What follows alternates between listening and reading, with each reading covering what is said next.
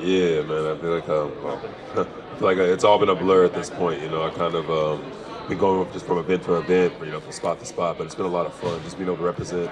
Obviously, the Pacers in Indianapolis. It's a blessing and honor, and just being here as long as I have to have also in our backyard is pretty dope. Myles, as a defensive star like you are, do you think there's too much offense in the game today? A good question, but I think offense sells tickets, so not necessarily. I definitely am someone that as a basketball purist, I love defense and I love what it brings to the game, from my perspective. But most of my fans are casual fans or people that just want entertainment and whatnot. So when it comes to NBA basketball, not necessarily, but because of basketball in general, perhaps. Who's the best player in the league right now? The best player in the league right now, I'm obviously very biased. We have, one of our budding stars right here in our own backyard. So Tyrese taking the world by storm. But, I've always been a LeBron guy. So until he retires, I probably pretty much think he's probably one of the better ones in the league. Myles, if you could add one rule to the NBA, what would it be and why? If I can add one world to the NBA, is that 4 pointer for sure. I think a lot of people have been trying to do that. And just with everybody shooting with distance right now, it's pretty interesting. It's pretty cool to see what they bring to the table. So I think that would open the game up a little bit. And if you could go back in time and watch one sporting event live, what would it be? One sporting event live, if I can go back in time. Probably last time the Cowboys won the Super Bowl, man. It was a couple years before I was born, and I need a little bit of that feel good. So yeah, probably that Super Bowl. Myles, what are you most excited about tonight for All-Star Saturday? Just the environment. It's one thing to play, in Cambridge here itself, but to be in a big football arena, it's a little bit different. It's a bigger stage and whatnot. Obviously a lot more eyes, and a lot more people and attention. So just being on center stage, just soaking up and enjoying the moment. What do you think about that LED chorus? Oh, that's sick, man. For real, I really saw some of that stuff last year when they were, had some renderings about it, and they were ideas, but to actually see it come to fruition, to be able to put your own eyes on it, it's pretty dope. What makes you, Ben, and Ty able to win this skills contest? It's home cooking, man. Should be right here. We're gonna make it. We're gonna hold it down. Myles, how many 10-year-olds would it take to beat you in a game of pickup? How many 10-year-olds would it take to beat me in a game of pickup? Well, I just had a bunch of 10-year-olds at my camp, and I ran up that score. There was 30 of them, so it would probably take quite a few, and I'll probably 30 plus for sure. Yeah, you're playing bully ball the entire time. Absolutely. And then real quick, how, who's one guy in NBA history that you wish you ever played as a teammate? One guy named history, and I could have played. I mean, Oscar Robinson for sure, bro. That's actually yeah. No, I think it's dope, man. It's Big O because he's a, original like triple double king. You feel me? Like he's someone that was able to really get everybody involved in his own like style to the game. So it's cool. So Myles, if you could change a rule or an officiating on defense, help defense, what would that be? Oh, no defensive three, easy. I played some FIBA basketball, a couple of years ago at the World Cup, and that made my job a lot easier. One as a shot blocker and as an anchor, and no defensive three would open up a lot of different things in the game, make the game a lot harder. For what we have here in the league. Who's the best team you played against this season? Best team I played against this season. Probably Boston. I mean, I feel like they have a lot of things clicking right now. They got a lot of things going, the right way. But it's all about who gets hot at the right time. Is the officiating same, better, or worse this year than you're used to? Oh, I'm not answering that one. Good try, though. Myles, as a Cowboys fan, what do you make of Michael Parsons' performance?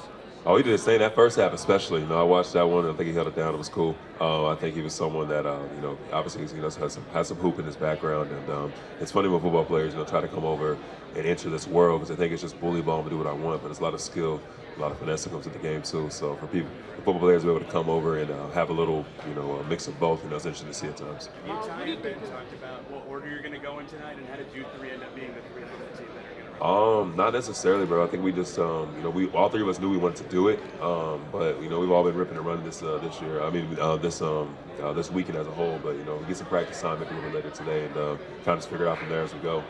How have you seen like Tyrese embrace this moment? Interacting with Larry Bird, cross-path Tamika Catchings, like others, and seeing them kind of give that torch to him.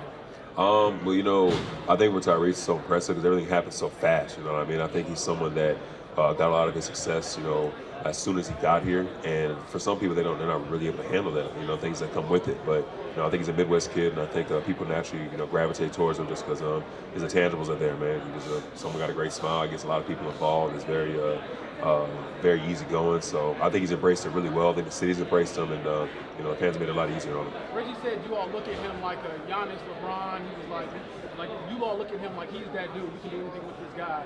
What gives you that belief in him? Just seeing him grow throughout the last couple of years. Time and time again, I think he steps up when his name is called. I think that, in pressure situations, he's someone who's, cool and poised and someone that we can depend on, at times like that. So, Tyrese is making a name for himself in his own, in his own way. And, a lot of people want to come here and play with him because of so. How do you feel about the 65 game rule? 65 games. I think for me personally, just being here as long as I have, I feel like everybody should go through what I had to go through. So 82 games is definitely one thing, but having a shortened season and whatnot, it just kind of depends on what you do with the playoffs. Do you change the playoff format? Do you make that? Do you mix it up a little bit more? I mean, I personally just enjoy just 10 on the schedule. The worst dressed player in the NBA. That's a great question. I really don't pay attention as much as I should. I'll probably give it to one of our teammates, and his name is. Dang, I gotta put him on the spot. Huh? That's crazy. Yeah, man, the worst dressed player in the league his name is Kendall Brown. He'll get some love. He's gonna see this. Myles, what is your favorite saying? My favorite city, you say? Favorite saying, like a quote. Oh, favorite saying? Yeah. My favorite saying. My family mantra is everything happens for a reason, but I feel like a lot of people hear that one. So, if I had to go off the grid, I would just say, I don't know, man, stay the course. And I feel like I've had to do that my entire career. I put a lot of that, put a lot of my time into, my craft and whatnot. No matter what happens, staying the course has got me where I need it to be. That's my favorite saying too. All right. That's my favorite saying too. All right. What can we expect from Ty in that three-point contest? Oh, he gonna know. Ty's gonna hold it down, bro. I think he's someone that in that competition, he almost had it last year, but I think he knows he's been there before now. He knows what to do, so I fully expect him to win that. Is he the best three-point shooter in the league? Controversial question. Of course, I believe in his abilities, but that light-skinned dude in Golden State would say otherwise, so it's a little different. You mentioned your World Cup experience. Carl Anthony Towns says he's the best shooter of all time for a big man. Where do you think you rank on that list? On that list, I'm definitely top 10, personally. I feel like I'm definitely someone, I started shooting threes a little bit later, like as I came into my career, but I've always been able to shoot the ball, and I'm very confident in my ability to shoot the ball as well, so, yeah. One last thing, what's your latest Lego project? Latest Lego project I've done, I just finished the Hogwarts Castle. My girl got me into Harry Potter. I'd never really watched it before, so I watched all those, and now I started building all those sets. What house you in? You said what? What house? What house? Like Gryffindor, Hufflepuff? Oh, no, straight up. I have to stay with the red and gold ones, Gryffindor, right? Yeah, I gotta stay with the good guys. Let's go. Yeah. Myles, other than his size, what has surprised you about Wemby when you first played him? Well, I'm one of those guys who kind of got to cheat a little bit because I was able to work out with him, the year before he got to the league and just see, some of the things he brought to the table. So, Wemby's someone who, obviously, with his stature, 7'5", just and this is a guard skill set, someone who can transcend the game, if he so chooses to. I think that he's got a lot of skill. Obviously, has a lot to learn, being very young, what he's doing, but he's figured out a lot very fast. If you're picking Team USA this summer, who are you putting on it? So if I'm picking Team USA, what was the second part of that? Who are you putting on Team USA this summer if it was up to you? Bro, I'm not gonna lie. I'm not about to go through this whole list of people. They already put it out there, so that's the list right there. Yesterday, your Lego contest, our Aussie guy Marley won. Yeah. Honestly, just the individuality and the creativity put into it. I feel like a lot of people are trying to do the same things, and he put his own twang to it, made his own goal, and I think he did a good job, bro. That was a fun little competition in area. I think he did his thing. Myles, what does it mean to kind of have the opportunities to step away from the game a little bit and do a wheel and mission stuff? I know Tyrese gave some shoes to Christmas addicts, those things that you are doing to kind of bring the city in. Well, that's what matters the most, in my opinion. And I think me personally, ever since my rookie year here in Indianapolis, I've had my Warren Foundation. I've wanted to get activated in the community, as best as I could. And, with all this visibility right now at this time, I think, the league does a great job of trying to, revamp certain projects in the area. Like we went to the Christopher House the other day. That's something that's very, it's been there since 1905, and they got its whole new STEM lab and a whole new gym, court for the kids and whatnot. So just little stuff like that, and the visibility that the league gets, just for their great efforts is cool. The Simon family obviously has a lot to do with everything we do here in Indianapolis, and their, commitments have been amazing as well. So, I just enjoy the opportunity just to have the platform that I have and continue to, give it out. Myles, this has been your home for a long time now. How much much pride you take in the city hosting a global event like this? So much pride, man. I think that people are starting to see why we're one of the better host cities. You know, I think people come here for other events, but to have NBA All-Star right here in a state that's so deserving, you know, it's a state that really just, you know, is born and bred out of basketball. You know, it's cool to see our fans come through. You know, I was at the NBA Con appearances yesterday and the crossover. And, you know, just having the kids just run around and whatnot, be able to immerse themselves in that experience is fun, man, seeing their faces. So, you know, I take a great deal of pride in just coming and welcome people to our city. Are you able to get away for a couple days at all or recharge? Or what does recharging, what will that look like then? For me personally, man, I'll probably get a day to myself. You know, I'm not sure when that's going to be, but I'll get a day before we get right back to it and just get off my feet a little bit and just kind of just gear up for the second half of the season, man. You know, I think I personally could have missed an opportunity like this, you know, just having Indianapolis, you know, host All-Star Weekend, like you said, being here as long as I had and, you know, not, you know, putting a smile on my face and putting on for, you know, for our city. Myles, what was your first impression of Tyrese when he got traded, and did you see like this coming, this leap that he's taken from, you know, All-Star to possibly All-NBA to possibly top team?